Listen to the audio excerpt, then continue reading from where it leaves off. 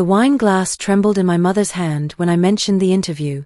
Just one sentence about a magazine reaching out, and the entire Thanksgiving table went silent. My father's fork stopped mid-air.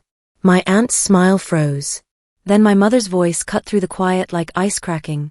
"Vanessa, we don't discuss money at family gatherings. It's vulgar." 23 relatives nodded in agreement. What none of them knew was that the magazine calling me wasn't just any publication. It was Forbes. And in 72 hours, my face would be on their 30 under 30 cover while they were still telling relatives I'd failed at life. Welcome to Revenge with Precious, where we share real stories of betrayal, resilience, and the courage to stand up for yourself. These are tales of people who refused to stay silent, who drew boundaries when love turned toxic, and who chose their peace over family obligation. If you've ever felt invisible in your own family, these stories are for you. If you're new here, don't forget to subscribe and hit the notification bell so you never miss a story that might change how you see your own life. Please, watch till the end. Let's get started. The dining room smelled like sage and disappointment. I sat at the far end of the table, wedged between my cousin's boyfriend and an empty chair that used to be mine before I became the family embarrassment. The chandelier above cast warm light on everyone except me, or maybe that's just how it felt. My older sister, Brooke, held court at the center, her engagement ring catching light as she gestured wildly, telling everyone about her promotion at the law firm. My parents leaned in, hanging on every word. My father's eyes shone with pride. My mother kept touching Brooke's arm, that soft gesture of approval I'd stopped waiting for years ago. I picked at my sweet potatoes, trying to be invisible. It was easier that way. No attention meant no criticism, no comparisons, no reminders of how I'd wasted my potential by choosing startups over law school. My cousin Paige turned to me, genuinely curious. "So Vanessa, how's the tech thing going? Are you still doing that app stuff?" Before I could answer, my mother's hand came down on her water glass. Not hard enough to break it, but loud enough to command silence. The conversation died instantly. "Let's not bore everyone with work talk," she said, her smile tight and practiced. "Especially about things that might not pan out." The table shifted uncomfortably. Someone coughed. Brooke smirked into her wine. I nodded and went back to my plate, swallowing words along with my food. What my mother didn't know was that my phone had been vibrating in my pocket all evening. 3 missed calls from a New York number. 2 voicemails I hadn't listened to yet. All from Forbes magazine. I wasn't always the invisible one. There was a time when my parents talked about me with the same pride they now reserved for Brooke. Back when I was 17 and got accepted to Columbia. Back when I was their brilliant daughter who would become a lawyer like my father, like his father before him. The shift happened slowly, then all at once. It started during my sophomore year when I took a computer science elective on a whim. The professor was this old guy named Dr. Langford who treated coding like poetry. He'd write algorithms on the board and call them beautiful. I thought he was crazy until I wrote my first program and watched it work. Something clicked. For the first time in my life, I'd built something from nothing. Just logic and language, turning into something real, something useful. I was hooked. I switched my major to computer science. My father stopped speaking to me for 2 weeks. My mother cried at dinner, asking where she'd gone wrong. Brooke, studying at Yale Law, called to tell me I was throwing my life away. But I didn't care. I'd found something that made sense in a way nothing else ever had. By senior year, I'd built 3 apps. Small things, nothing revolutionary, but they worked. People downloaded them. Some even paid for premium features. It felt like magic. Graduation day, my parents came but didn't smile in any photos. My father shook my hand like I was a business acquaintance. My mother hugged me but whispered, "It's not too late to apply to law school." That was 5 years ago. They'd been waiting for me to fail ever since. After Columbia, I moved to a studio apartment in Brooklyn that smelled like mildew and somebody else's cooking. It was small, expensive, and perfect. For the first time in my life, no one was watching me, judging my choices, comparing me to Brooke. I worked at a tech startup during the day, building features for an education platform. At night, I worked on my own project. Something I'd been thinking about since junior year, a tool that could help small business owners manage their finances without needing an accounting degree. I called it ClearPath. The name came to me at 3 in the morning after my 6th cup of coffee. It was simple, direct, exactly what the app was supposed to be. My parents called once a month. The conversations followed the same script. How's work? Good. Are you eating enough? Yes. Brooke just made junior partner. That's great. Then silence, heavy and familiar, until one of us found an excuse to hang up. They never asked about ClearPath. I never told them. It was easier that way. Building something in secret meant they couldn't minimize it, couldn't warn me about inevitable failure, couldn't compare it to whatever Brooke was accomplishing. 6 months in, I had 1,000 users. Then 5,000. Then 20,000. Small businesses were finding it, using it, telling other people about it. My inbox filled with thank you emails from people I'd never met. I quit my job and went full-time on ClearPath. I didn't tell my parents. The first time my parents mentioned money, it was wrapped in concern.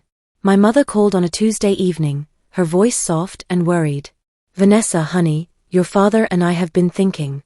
You're doing this startup thing, and we know those don't usually make money right away. We don't want you to struggle. I'm fine, Mom. Really. We just worry. How are you paying rent? Do you need help with groceries? I'm managing. There was a pause. Then carefully, how much are you making with this app? The question hung in the air. I should have deflected. Should have changed the subject. But I was tired and proud and stupid. About 15,000 a month. Silence. Complete, absolute silence. Then my mother's voice, sharper now, 15,000? Yeah. Revenue's been growing steadily. Well. Another pause. That's wonderful, honey. Your father will be so pleased. She hung up quickly after that. Too quickly. 3 days later, my father called. No small talk, straight to the point. Your mother tells me your little app is doing well. It's doing okay. We're having some trouble with the mortgage. The refinancing didn't go through like we hoped. Could you help us out? Just 10,000 to get us through the next few months. My stomach dropped. Dad, that's most of my savings. Family helps family, Vanessa. We put you through Columbia. The least you can do is help when we need it. I sent the money. Because that's what good daughters did. Because I owed them. Because saying no felt impossible. They called it borrowing, but we all knew better. The 10,000 disappeared into their mortgage, their car payment, Brooke's wedding fund. No one talked about paying me back. When I brought it up once, my mother looked wounded. We're family, Vanessa. We don't keep score. But they did keep score. Every time they helped Brooke with something, they made sure I knew. The down payment for her condo. The wedding venue deposit. The furniture for her home office. Brooke's doing so well, my mother would say. She deserves nice things. The implication was clear. I didn't deserve those things. I'd chosen wrong, walked away from the path they'd planned for me. Whatever I earned now was theirs by right, payment for the disappointment I'd caused. The requests kept coming. Smaller amounts, but constant. 500 for car repairs. 800 for a new dishwasher. 2,000 for a vacation they desperately needed. I said yes every time. Because I was still trying to buy something that wasn't for sale. Their approval. Their pride. Their love without conditions. ClearPath kept growing. We hit 50,000 users, then 100,000. I hired my first employee, then 3 more. Revenue climbed to 40,000 a month, then 60. My parents never asked how the business was doing. They only asked how much I could spare. I began to understand that to them, I wasn't their daughter anymore. I was an ATM with a withdrawal limit they were constantly testing. The breaking point came in March, 6 months before that Thanksgiving dinner. My father called on a Wednesday afternoon. I was in a meeting with potential investors, but I saw his name and stepped out. Old habits. Vanessa, we need your help with something. What's going on? Your mother and I want to refinance the house. The bank needs a co-signer. Someone with good credit and steady income. My heart started pounding. Dad, I can't co-sign a mortgage. That's a huge liability. It's just a formality. We're not asking you to pay anything. We just need your name on the paperwork. What happens if you can't make payments? His voice hardened. Are you saying we're irresponsible? After everything we've done for you? That's not what I meant. We raised you, Vanessa. Paid for your education. Supported you even when you made questionable choices. And now, when we need something simple, you're going to turn your back on us. I closed my eyes. I need to think about it. There's nothing to think about. Family helps family. Unless you've forgotten what family means. He hung up before I could respond. I stood in the hallway outside the conference room, phone still pressed to my ear, listening to the dial tone. Something inside me shifted. Not dramatically, just a small adjustment, like a lock clicking into place. For the first time in my life, I said no. I texted my father that evening. Short, simple, final. I can't co-sign the mortgage. I'm sorry. The response came in waves. First, my mother called. Crying, saying I was breaking her heart. How could I be so selfish? Didn't I care about them at all? I let her cry into my voicemail. I didn't call back. Then my father. Angry, cold, clinical. He listed everything they'd ever done for me. Every dollar spent, every sacrifice made. He turned love into a ledger, and I was overdrawn. I listened to the entire voicemail. Then I deleted it. Brooke was next. Her voice dripped with disappointment, the older sister who'd always done everything right. Vanessa, this is ridiculous. They're our parents. You have the money. Why are you being difficult? It's not about the money. Then what is it about? It's about them treating me like a bank instead of a daughter. You're being dramatic. Maybe. But I'm still saying no. She hung up. We didn't speak for 2 months after that. What happened next was calculated, methodical, cruel. My mother started calling relatives, framing the story her way. Vanessa was hoarding money, while her parents struggled. She'd forgotten where she came from. She'd become greedy and cold. My phone filled with texts from aunts, uncles, cousins I barely knew. All of them telling me to do the right thing. To help my family. To stop being selfish. I blocked most of them. The ones I didn't block, I responded to with a single sentence. You don't know the whole story. None of them asked what the whole story was. That's when I started documenting everything. Every text message saved. Every phone call recorded with an app one downloaded specifically for this purpose. Every email archived in a folder labeled evidence. I wasn't planning revenge. I was building a wall. When people tried to tell me I was wrong, when they accused me of being heartless, I wanted proof. Not for them. For myself. Because their words were starting to seep in. Late at night, alone in my apartment, I'd wonder if maybe they were right. Maybe I was selfish. Maybe good daughters didn't say no. But then I'd read through the messages. My mother asking for money 3 days after I'd sent 5,000. My father's voicemail calling me ungrateful. Brooke's text saying I'd always been difficult. The documentation kept me sane. It was proof that I wasn't imagining things, wasn't being oversensitive, wasn't wrong for finally setting boundaries. I also started seeing a therapist. Dr. Williams, a woman in her 50s who specialized in family dynamics. She didn't tell me what to do. She just asked questions that made me think. Why do you feel responsible for their financial problems? What would happen if you let them be disappointed in you? When did their approval become more important than your own well-being? I didn't have good answers. Just old programming, scripts I'd been following since childhood. Dr. Williams nodded like she understood. Sometimes the hardest thing we do is stop performing for people who will never applaud. Summer arrived. ClearPath hit 200,000 users. We closed a series of funding round for $3 million. TechCrunch wrote an article about us. My face was in the photo, standing with my small team, all of us grinning like idiots. My parents didn't mention it.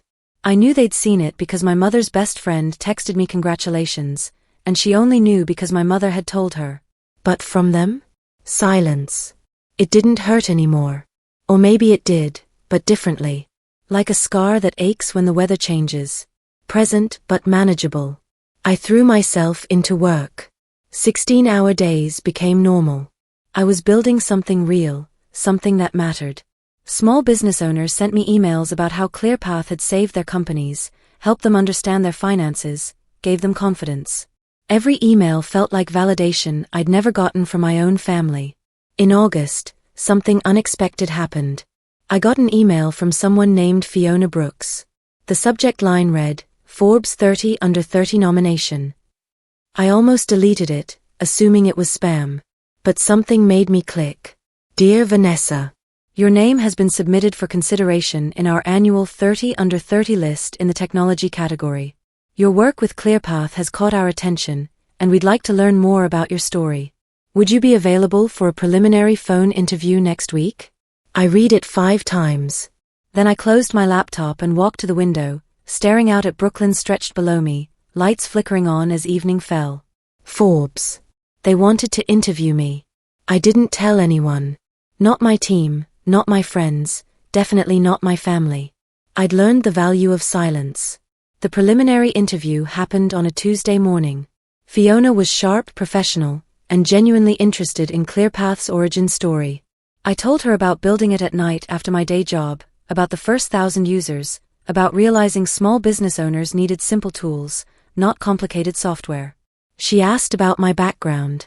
I kept it vague. Columbia, computer science, a passion for helping people understand their finances.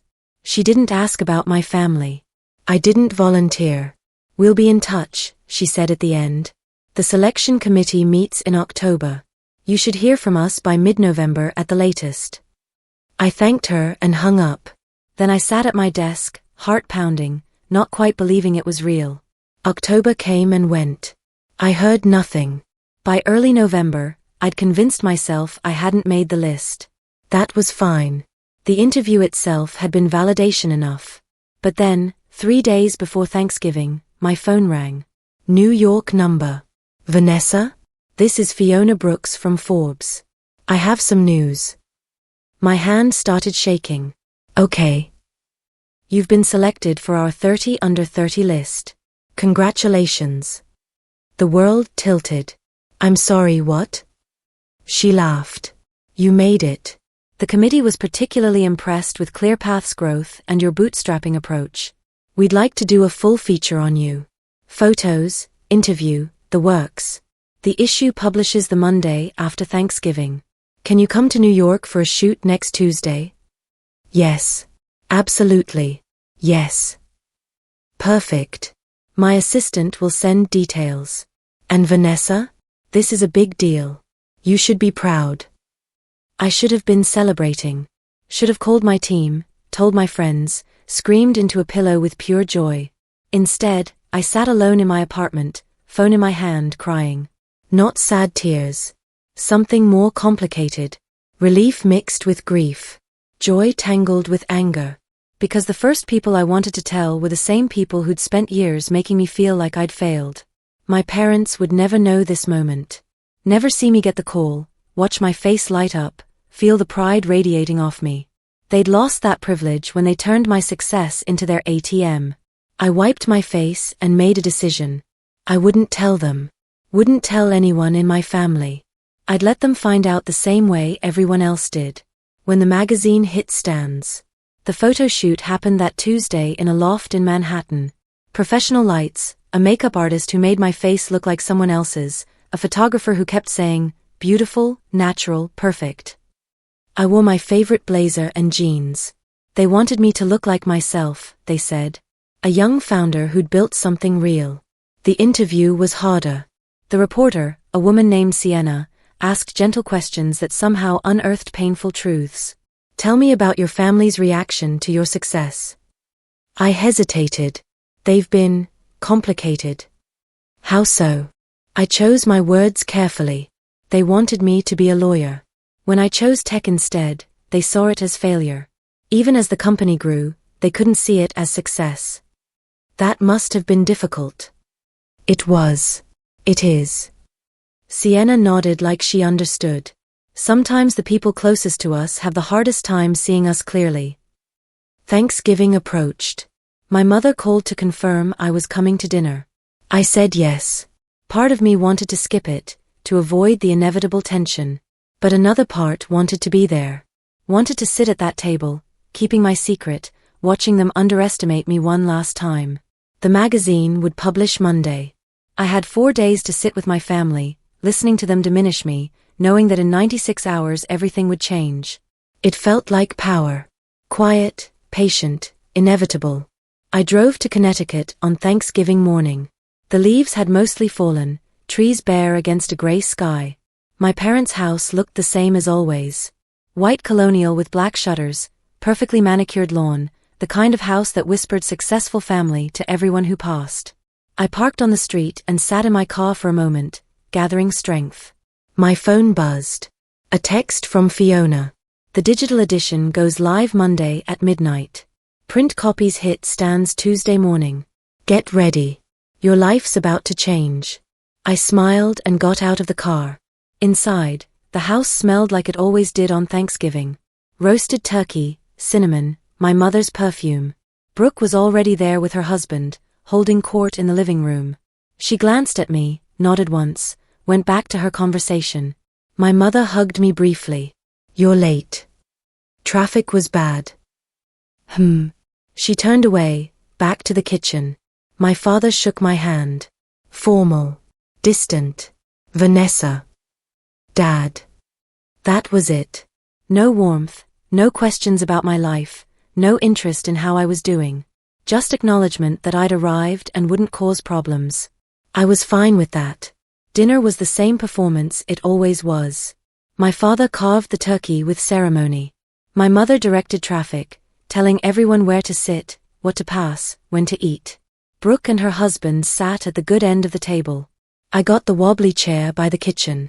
Relatives filled the gaps. Aunts, uncles, cousins I saw once a year and barely knew. They talked over each other, sharing updates, comparing achievements, laughing at inside jokes I wasn't part of.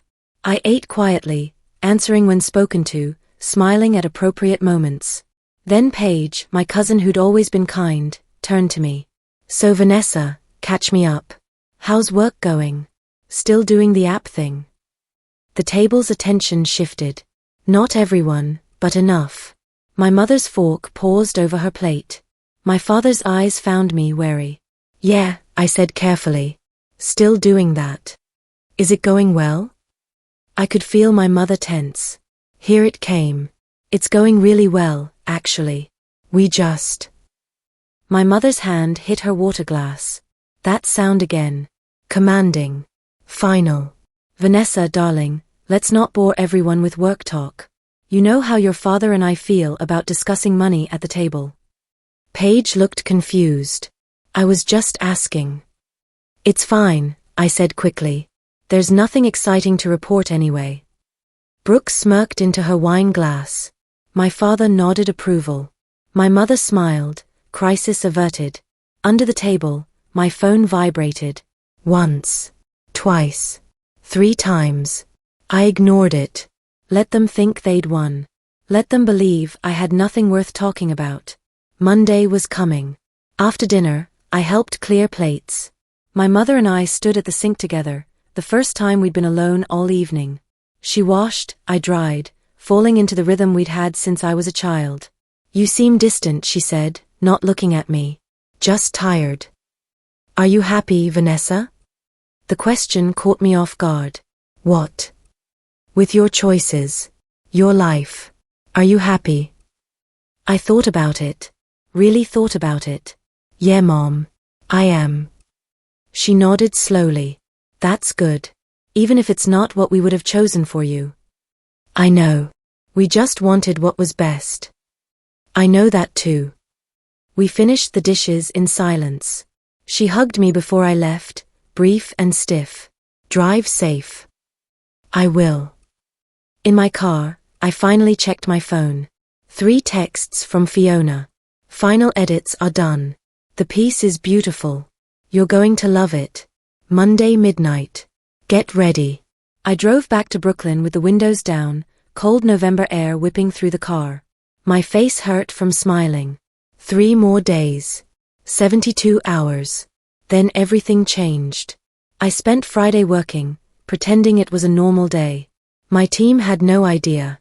They knew I'd done a press interview but didn't know which publication or how big the feature was. Saturday, I cleaned my apartment. Sunday, I went to the gym, got groceries, watched a movie. Normal things. Grounding things. Monday, I couldn't focus. I worked from coffee shops, moving every few hours, too restless to stay still. At 11:45 p.m., I was home, laptop open, Forbes website loaded. At midnight, I refreshed the page. And there it was. My face. Professional photo, confident smile, standing in my office with my team behind me. The headline in bold letters. The 27-year-old who's revolutionizing small business finance. I clicked the article. Read it slowly, savoring every word. Vanessa Sterling didn't follow the path her family mapped out. While her parents pushed law school, she chose code. While her sister climbed corporate ladders, she built her own. Today, ClearPath has over 200,000 users and just closed a $3 million Series A. But Sterling's success isn't measured in funding rounds. It's measured in the thousands of small business owners who finally understand their finances. I built ClearPath for people who were told they weren't smart enough to manage money, Sterling explains. I wanted to prove that wrong. The article detailed everything. The late nights, the first users, the growth. It quoted several small business owners who'd used ClearPath to turn their companies around. And then near the end, a paragraph that made my breath catch. Sterling's journey hasn't been easy. Family pressures to pursue a more traditional career created tension that persists today. But she credits that resistance with fueling her determination. When people doubt you, she says, you have two choices. Shrink to fit their expectations, or grow beyond them. I chose to grow. I read the entire article 3 times. Then I closed my laptop and went to bed. My phone started buzzing at 6 a.m. It didn't stop. By Tuesday morning, my phone was possessed. Texts, emails, calls, notifications from every social media platform. Friends I hadn't talked to in years. Former classmates. Distant relatives. Everyone suddenly knew my name. My team called an emergency meeting. They were ecstatic, bombarding me with congratulations. One of them brought champagne. We toasted in the office at 9 a.m., laughing at the absurdity. Why didn't you tell us? My lead developer asked. I wasn't sure it was real until I saw it. It's real. You're everywhere. He was right. TechCrunch had picked up the story. Business Insider. The Wall Street Journal. My inbox filled with interview requests, podcast invitations, speaking opportunities. At 10:30 a.m., my phone rang. Mom. I let it go to voicemail. She called again. Then my father. Then Brooke. I silenced my phone and went back to work. At lunch, I finally listened to the voicemails. My mother's voice, high and shaky. Vanessa honey, someone sent us a Forbes article. Is this real? Call us back. Please call us back. My father, trying to sound casual but failing, your mother's asking about some magazine article. Give us a call when you have time. Brooke, barely containing her shock. Okay, so apparently you're in Forbes? And you didn't think to mention this? Call me. I didn't call any of them. Instead, I texted my mother one sentence. It's real. I'll talk to you later. Then I turned off my phone and spent the rest of the day in meetings. The calls didn't stop. Over the next week, my parents tried every approach. Concern, pride, guilt, anger. My mother left voicemails crying about how I'd shut them out. My father sent texts about family communication. Brooke called me selfish for not sharing such big news. I responded to none of them. The silence wasn't punishment. It was protection. I needed space to process what was happening without their voices in my head, rewriting the narrative, making it about them. Because that's what they'd do. I knew them well enough to predict the script. They'd claim they'd always believed in me. That they'd supported my choices even when they seemed risky. They'd tell everyone about their daughter in Forbes, conveniently forgetting every time they'd asked for money, minimized my work, compared me unfavorably to Brooke. They'd take credit for success they'd tried to prevent. I wasn't ready for that conversation yet. So I stayed silent. Worked 18-hour days. Fielded interview requests and investor calls. ClearPath's user base jumped 30% in 1 week. We started getting partnership inquiries from major financial institutions. Everything I'd worked for was finally happening. And my family was nowhere in it. 2 weeks after the Forbes issue dropped, my mother sent a long email. No greeting, just straight into it. Vanessa, we need to talk. What you've accomplished is wonderful, and we're proud of you. But the way you've handled this, shutting us out, not telling us about Forbes, refusing to take our calls, is hurtful and immature. We're your parents. We deserve to be part of your success, especially after everything we've invested in you. I read it once. Then I archived it without responding. Christmas approached.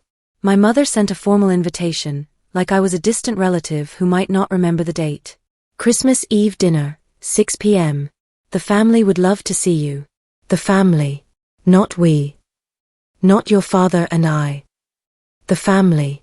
As if collective pressure would work where individual guilt had failed. I almost didn't go.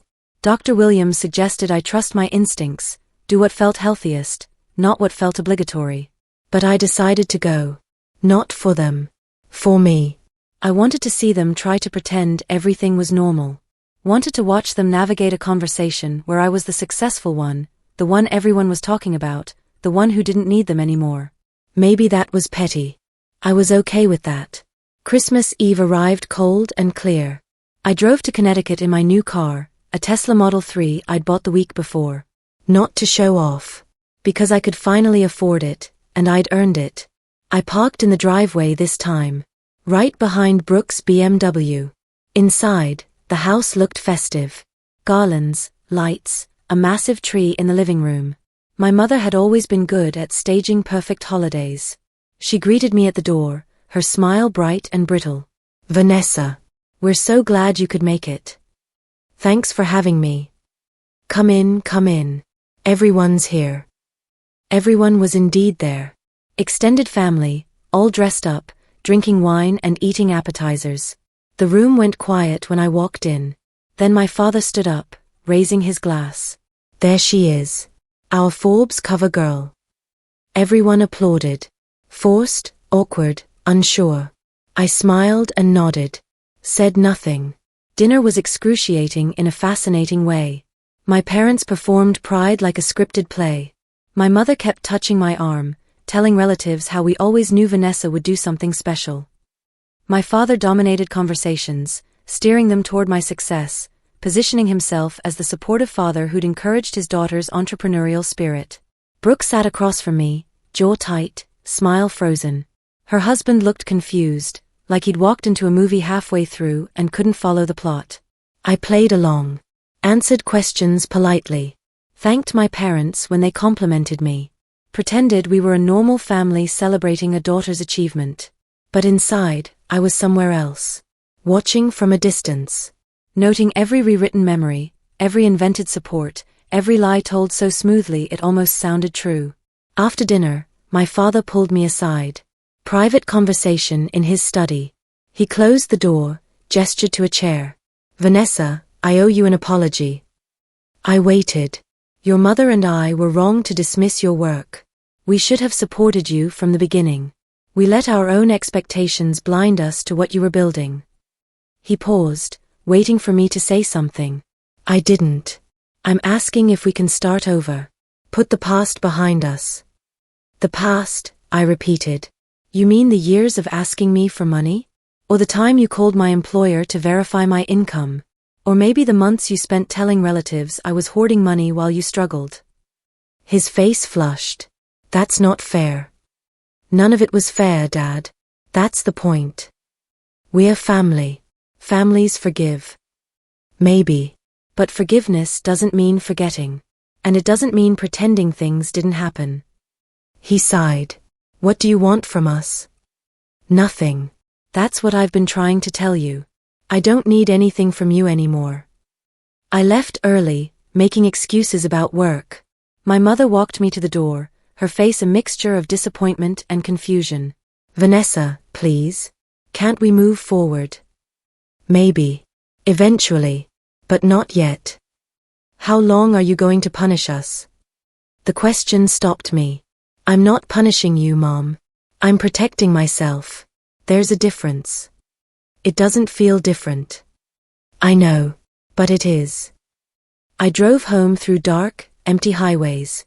My phone buzzed with texts from relatives, thanking me for coming, congratulating me again, asking if everything was okay with my parents. I responded to none of them. When I got home, I made tea and sat by the window, watching Brooklyn glow beneath me. My reflection stared back from the glass, tired but peaceful. My phone rang. Fiona from Forbes. Vanessa, I have news. We've been getting incredible response to your feature. The magazine wants to do a follow-up in 6 months. Track your progress, see how things evolve. Really? Really? You've become one of our most talked about features this year. People relate to your story. The family tension, the determination, building something despite resistance. It's compelling. After we hung up, I sat with that word. Compelling. My pain, my struggle, my family dysfunction, it was compelling to strangers. But it was also freeing. Turning private hurt into public story meant I wasn't alone anymore. Other people had lived this. Other people understood. I wasn't the ungrateful daughter. I was the determined founder who'd succeeded despite everything. The narrative had shifted. And I'd been the one to shift it. January brought new opportunities. A venture capital firm reached out about Series B funding. 2 major financial institutions wanted to discuss partnerships. A publisher asked if I'd considered writing a book about building a business while navigating family pressure. I said yes to all of it. ClearPath kept growing. We hired 12 new people. Opened a second office. Started developing new features requested by users. My personal life changed too. I started dating someone I met at a tech conference. Someone who understood the startup world, who didn't need me to explain why I worked late or checked my phone during dinner. My parents and I settled into a new pattern. Monthly phone calls. Brief, polite updates. We didn't talk about the past. We didn't talk about money. We talked about weather and work and surface-level things that wouldn't ignite conflict. It wasn't warm, but it was stable. Brooke and I spoke occasionally. She'd softened slightly, asked questions about ClearPath, even admitted she'd read the Forbes article a few times. I didn't realize how hard it was for you, she said once. I know. I'm sorry I didn't see it. You weren't supposed to. They didn't treat us the same. She was quiet for a long time. I see that now. It wasn't everything. But it was something. Spring arrived. ClearPath hit 500,000 users. The Series B funding closed at $18 million. The publisher sent a contract for the book. I bought a condo in Brooklyn with floor-to-ceiling windows and a view of Manhattan. Not to show off. Because I'd earned it, and I wanted space that felt like mine. My parents came to visit once. They walked through slowly, commenting on the hardwood floors, the modern kitchen, the view. You've done well for yourself, my father said. I have. My mother touched the counter, her fingers tracing the marble. We're proud of you, Vanessa. Even if we haven't always shown it well. I know. Do you? She looked at me directly. Do you really know that we love you? That we always have? I know you think you do. I'm not sure you know what love looks like to me. She flinched. That's harsh. Maybe. But it's honest. They left soon after. My father hugged me goodbye, brief and awkward. My mother held on longer, whispering, I hope someday you can forgive us. I'm working on it. And I was.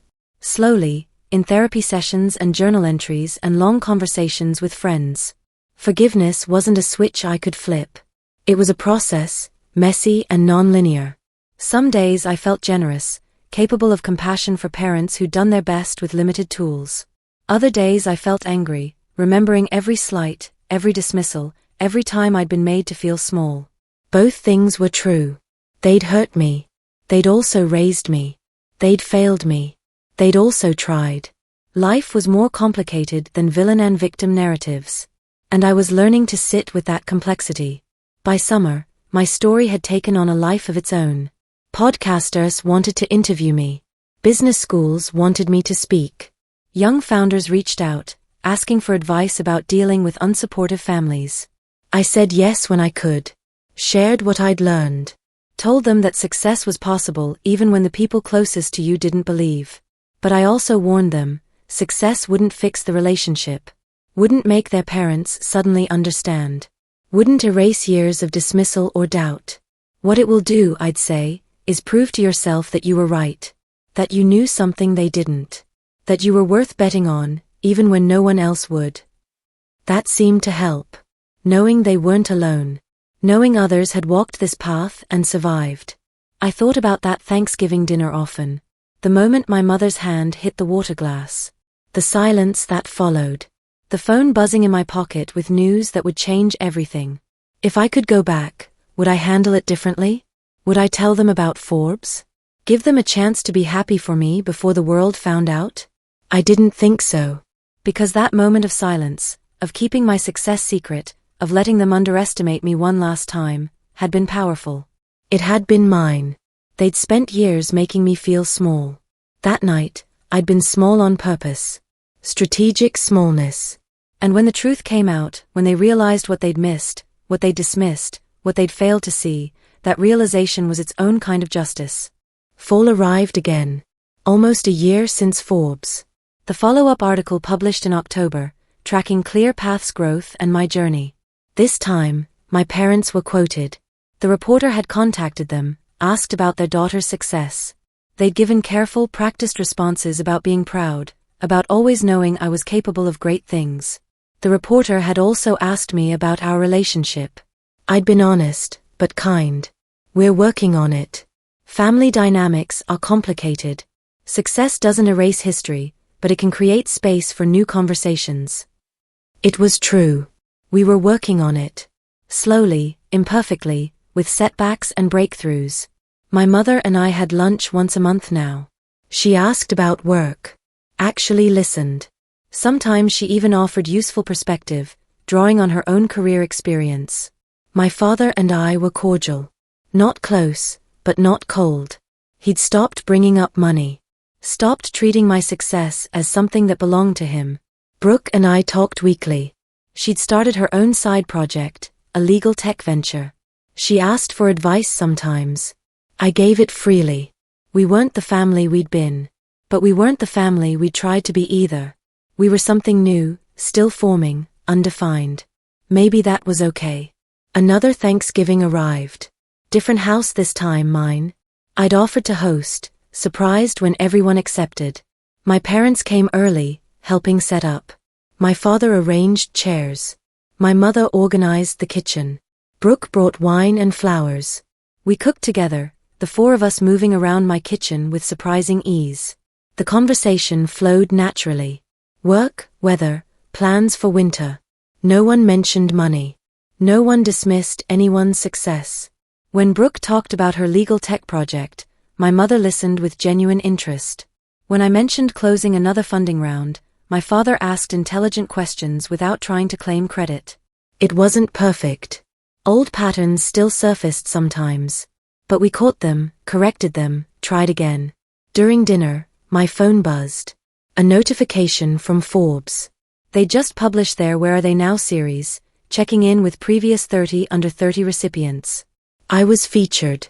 The headline read, From Family Tension to Family Business, How Vanessa Sterling Built Bridges After Breaking Barriers. The article mentioned how my sister had joined ClearPath's advisory board. How my parents had become users themselves, managing their own finances with the app their daughter built. It was a nice story. Not entirely accurate, the bridges were still under construction, but nice. My mother saw me reading and smiled. What is it? Just another article. Another one? When will they stop writing about you? Hopefully never, Brooke said, grinning. It's good for business. We laughed. Real laughter, not the performative kind. My father raised his glass.